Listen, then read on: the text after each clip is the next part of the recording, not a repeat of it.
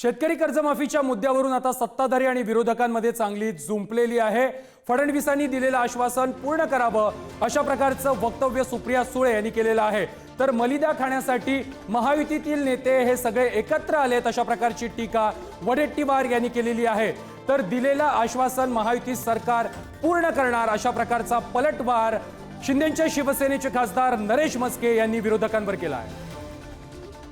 नाही, मी ऐकलंय त्यांचं स्टेटमेंट। ते म्हणाले की मी कुठं आश्वासन दिलं, मलिदा खाताना सत्तेची खुर्ची उपभोगताना सगळ्यांनी एकत्र यायचं आणि मात्र जनतेच्या शेतकऱ्यांच्या संदर्भातला प्रश्न आला की तिथून मात्र स्वतःला बाजूला करायचं। हे प्रत्येकाच्या तीनही पक्षातील प्रमुखांचे धोरण मला दिसतोय। तिघांनी मिळून शेतकऱ्याला फसवलं, मात्र अंगावर आलं की एक एक जण बाजूला होतो आणि जबाबदारी झटकतो आहे। पण सरकार म्हणून ही सामूहिक जबाबदारी आहे। ही जबाबदारीचं भान ठेवून शेतकऱ्यांच्या संदर्भात दिलेल्या आश्वासनाची पूर्तता करावी अशी आमची मागणी आहे। देवेंद्र फडणवीसजींचं स्टेटमेंट मी ऐकलेलं आहे पार्ला तुमच्या सगळ्या चॅनलवर।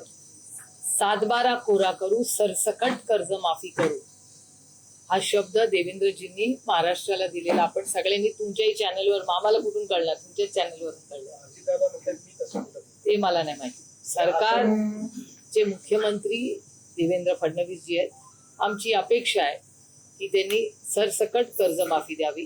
जी आश्वासनं दिलेली आहेत ती आश्वासनं पूर्ण होणार।